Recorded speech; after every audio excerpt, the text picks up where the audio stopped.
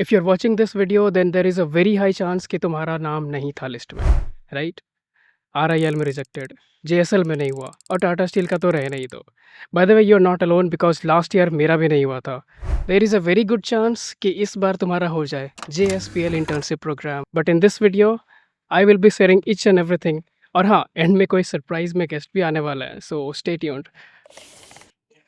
ऐसे लाइब्रेरी में आकर के हो सकता है कि ये किताब आपके सारे सवालों के जवाब ना दे पाए। इसके लिए चाहिए प्रॉपर स्ट्रैटेजी। सो बेसिकली अगर मैं स्ट्रैटेजी की बात करूं तो हमारे पास 3 फेजेस होते हैं।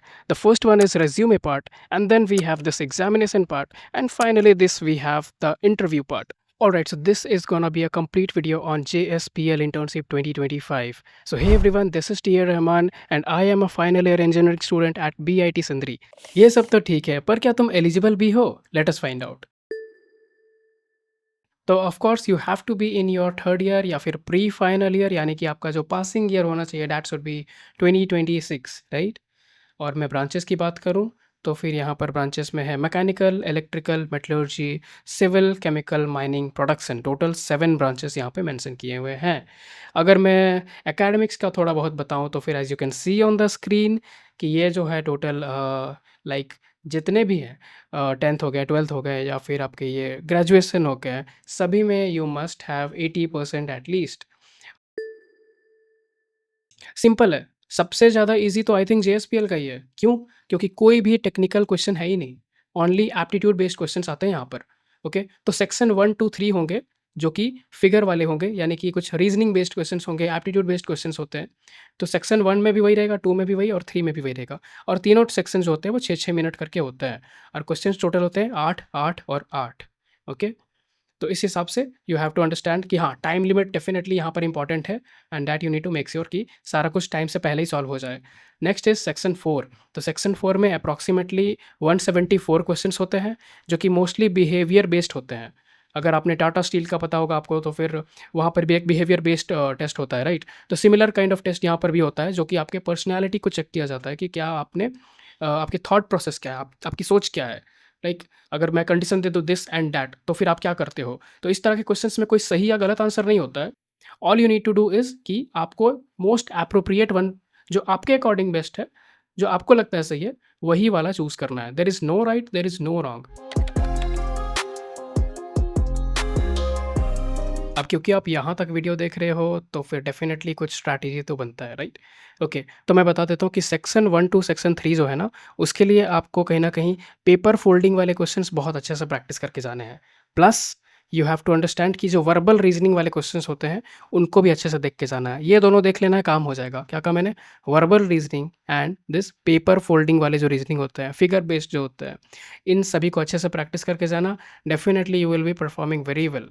एंड सेक्शन 4 का भी मैं बता देता हूँ कि सेक्शन 4 जो है बिहेवियर वाला, उसमें सबसे इंपॉर्टेंट होता है कंसिस्टेंसी मेंटेन करके रखना।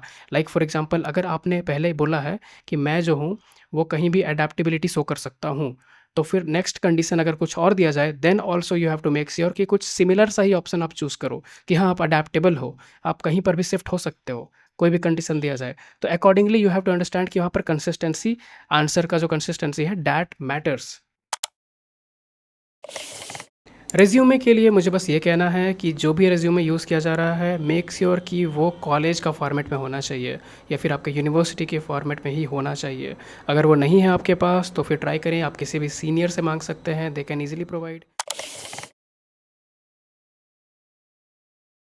ऑलराइट, तो सबसे पहले तो कांग्रेचुलेशंस, क्योंकि तुम्हारा रिज्यूमे शॉर्टलिस्टिंग हो चुका है। तुमने अपना एग्ज़ाम भी क्रैक कर लिया है, खैर वो तो बीआईटी में हो ही जाता है। Okay, so now is the time to enter this CDC, career development centre. Okay, तो आपको अच्छे से पता ही होगा कि पहले एचआर वाले राउंड होते हैं and then we have the technical round. Similarly यहाँ पर भी वही होता है। एचआर वाले बेसिकली आपको कहीं ना कहीं इंट्रो से स्टार्ट करते हैं, थोड़ा बहुत कंपनी के बारे में पूछते हैं और फाइनली वो बोल देते हैं कि now you can take over. किसको? टेक्निकल वाले जो है सब्जेक्ट मैटर एक्सपर्ट है उनको। और वो सीधा चले जाते हैं आपके ट्रेनिंग में या फिर आपके फेवरेट सब्जेक्ट्स कौन से हैं, यहाँ से स्टार्ट हो जाता है सब कुछ। फाइन, तो यहाँ पर क्या स्ट्रैटेजी फॉलो करना चाहिए अकॉर्डिंग टू मी? तो लिसन वेरी केयरफुली, लिसन। जो भी आपने इंट्रो लिखा हुआ है, आई रिपीट, जो भी आपका इंट्रो है, जो कि आपने एक पेज में प्रॉपर लिखा है, लाइन बाय लाइन लिखा है, my name is this, I am from ये वो whatever it is, you have to make sure कि उसका एक प्रॉपर आपको लेआउट बनाना है। Now what is this layout? The layout is something like this. ये आप देख सकते हो स्क्रीन पर जो भी है, कुछ इसी तरह का सिमिलर सा लेआउट बनाना है, खुद से बनाना है, do not copy from anyone और mirror practising is very important. Okay, HR round तो क्लियर हो गया। अब टेक्निकल वाले का क्या? टेक्निकल वाले का होता ये है कि वो डायरेक्टली कहीं न कहीं स्टार्ट कर देते हैं आपके प्रोजेक्ट से, कि आप कहाँ गए थे, इंटर्नशिप आपने कहाँ से किया, प्रोजेक्ट क्या था, टाइटल क्या था। बट कभी-कभी ऐसा भी हो सकता है कि वो आपको पूछते हैं कि आपके फेवरेट सब्जेक्ट कौन से हैं? तो मेक श्योर कि आपको मिनिमम 3 तो बताने ही बताने हैं। तो इन दिस मैनर सब कुछ क्लियर हो जाएगा। वन थिंग कि आप जो भी बोल रहे हो वहाँ पर मेक श्योर कि बिल्कुल काम रहना है, कॉन्फिडेंट रहना है और सब कुछ अच्छे से बोलना है। जो भी प्रेशर होता है ना, जितना भी टेंशन होता है, प्रेशर होता है, वो सब ट्रस्ट मी वो गेट के बाहर होता है। द मोमेंट यू एंटर, जहाँ पर एचआर बैठे हुए हैं, द मोमेंट यू एंटर, बहुत ज़्यादा कंफर्टेबल हो जाओगे। If you will work on this, सच बता रहा हूँ, it will be very easy for you to crack this exam. अब भी यकीन नहीं हो रहा? Wait, then let me call someone जिसका टाटा स्टील नहीं हुआ था, जेएसएल नहीं हुआ था and finally he got JSPL internship. तो that's why I am saying जो भी मैं कह रहा हूँ, I am giving proper valid points. अब चलो, मैंने तो कुछ ज़्यादा ही बोल दिया है। लेट अस हियर कि उनका क्या कहना है। ऑलराइट गाइस, तो जैसा कि मैंने कहा था, तो ये है वो हमारे दोनों गेस्ट जिन्होंने last year JSPL internship crack किया था। By the way, before starting let me tell you कि इन्होंने भी काफ़ी सारा प्रॉब्लम फेस किया था, लाइक टाटा स्टील में रिजेक्शन, जेएसएल में rejection, but still somehow they manage to crack JSPL. And इस वीडियो में ये आपको प्रॉपर्ली बताएंगे। Let me introduce Pragya Singh and D Raunak from the department of metallurgical engineering of batch 2K21। Okay, तो let us directly start with the resume part. तो डी Raunak, like can you tell me कि resume में हमें क्या क्या ध्यान में रखना पड़ता है? Thanks, Star, for calling us for the session. I am Ronak, and regarding JSPL resume shortlisting, I would like to mention that make sure that your internship experience is mentioned, whether it's internship or vocational training. Both are nice. It can go, but it should be mentioned.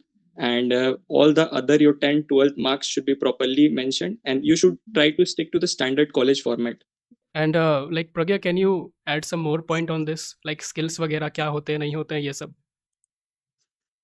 Yes, I would like to add one thing here that since JSPL is a core-oriented company, so I would suggest everyone to not to include any such coding-related or more tech-oriented skills in your resume, and try to involve some basic technical skills and some core-oriented skills if it's possible. यानी कि जो भी आपने certificates वगैरह इकट्ठा किए हैं coding वगैरह करके, वो सब यहाँ पे काम नहीं आने वाले हैं, right? Yeah, not in this one.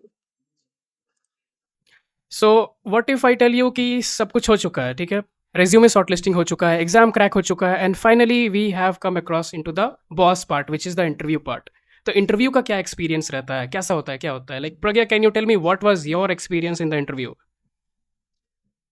Yeah, actually, for interview, I would suggest everyone to have the basic knowledge of your core subjects of metallurgy, which involves mainly physical metallurgy, heat treatment, iron and steel making. Some technical questions will be asked to you related to your subject, so you need to have a good command on that. And you must have a very good awareness about your project or training which you have included in your resume. So questions will be asked from this one also. And apart from that, I would suggest that the main key important element in any interview is your confidence. So be confident enough, and it will always be prove worthful at the end in cracking any interview. Absolutely, I totally agree. जो अभी प्रज्ञा ने confidence वाली बात कही है ना, यहाँ पर मैं एक पॉइंट ऐड करना चाहूँगा कि कई लोगों का ये डाउट होता है कि क्या सर हमें इंग्लिश में बोलना चाहिए या फिर हिंदी में बोलना चाहिए, या फिर मेरी इंग्लिश थोड़ी सी ख़राब है या फिर ये है वो है। But let me tell you कि इवन इफ़ अगर तुम्हारा इंग्लिश ख़राब है या फिर जो भी है, but the moment you show your confidence, सारा कुछ वहाँ पर एलिमिनेट हो जाता है, राइट? तो ये बहुत ज़्यादा Yes. इंपॉर्टेंट पॉइंट है। इधर यू स्पीक इन हिंदी और इन इंग्लिश, या फिर जैसे अभी मैं बात कर रहा हूँ, यानी कि दोनों का mixture. It does not matter because what matters is totally depending on your confidence. Now, I would like to ask D. Ronak, what was your experience in the interview? Can you tell me everything in detail? Yeah. So when our interview started, it was in online mode. So when we joined, there were two panel members. One was the HR, and other was a subject matter expert. After we were asked to introduce ourselves after a brief introduction, which generally students are provided in the college itself. They are provided with the standard format. And after introduction, the first question which the subject matter asked was from where you have done your internship or vocational training. So after mentioning, he was like more focusing on the quantitative information, like how are things actually done on ground. And if suppose you have done from any institution or any company or plant, you need to be aware of what are the production capacities, what are the various numbers, especially they are more like they want to listen numbers. तो यानी कि properly website visit करके सारे information ये सब निकालना, this is very important, right? या it could be one of them. एक बार विजिट करना काफी जरूरी है, आप उनके साइट पे एक बार जाएं, देख लें, और ड्यूरिंग वो internship try to utilize it to the fullest during vocational training, कि आप चीजों को ऑब्जर्व करें, चीजों को देखें और चीजों को समझें। Okay, you said something about quantitative data or something, like what exactly is this? Can you tell? Yeah, actually we were from metallurgy background, so I was asked about my training. So I mentioned that I undergone 2 weeks of vocational training from SAIL Bokaro. So he was like, what was your favorite department during a vocational training? So I mentioned blast furnace operations. So he was like, tell me something like what was that day-to-day tapping, what was the working volume of the furnace, what are the common problems which are encountered in the furnace operations. These were some of the questions. Okay, और इसके बाद I think your interview was over, right? Yeah, only technical questions was asked. In my case, there was no HR questions. Okay, so actually I think it depends on the person to person. कुछ भी हो सकता है. Yeah, it depends on HR also, I would say. अच्छा, it actually depends on HR. Okay. Yeah. Okay, तो finally जो भी information दिया गया है वीडियो में, लेट अस से कि आपने वो सारा प्रॉपर्ली फॉलो किया, सब कुछ कर लिया, रेज्यूमे हो गया, आपका इंटरव्यू भी कहीं ना कहीं हो गया सर और मैम के हेल्प से। बट इसके बाद का क्या, वहाँ पे क्या फैसिलिटीज़ मिलते हैं, वो भी जानने का कई लोगों को मन होता है, right? Although it is not in our hand, but still many people are interested. So the Raunak, I would like to start and ask कि what was your experience? Yeah, so I was allotted Jindal Steel and Power Machinery Division. It is in Raipur. So experience was nice. I would take this opportunity to thank JSPL for the golden chance we got. It was really amazing. Regarding internship, the experience was nice because, and the best part was, I feel that on every Sunday we were provided the company vehicle, and we visited each and every mall of Raipur, and I guess no tourist place was left that we didn't visit. So that was something which we enjoyed a lot. Wow, this can really be the best motivation to the juniors. And what about you, Pragya? How was your experience? And what was your location? My location was Raigad, Chhattisgarh, and it was considered to be the mother plant of JSPL because it was the main plant. And I have a very good experience there. And at first, they will welcome you with a good welcome kit, having t-shirts, water bottle, cup, and everything. And after that, I would say the most important thing for me was the people working there, the HRs, the HODs. They were all very supportive, very friendly. So there's a very good working environment. You will love working there. And I basically enjoy there very much. I have made many friends, new friends there. And since the interns involve a very diverse culture there, they have came from different colleges of India. So I have made many friends, and I can say that today I have one or two friends in most of the colleges of India, from IIT to NIT. Like I have some friends in IIT BHU, in NIT Jamshedpur, NIT Trichy, and NIT Agartala, VIT Mishra, and so many more.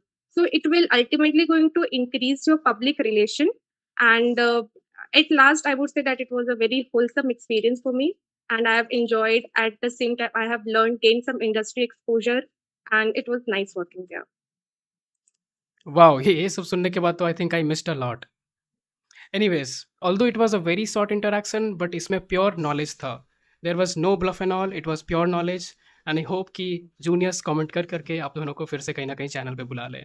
Anyways, thank you so much for coming, and I hope कि आप लोगों का आगे का career का journey काफ़ी अच्छा हो। I wish you all the best from the entire team. Thank you so much. Thank you.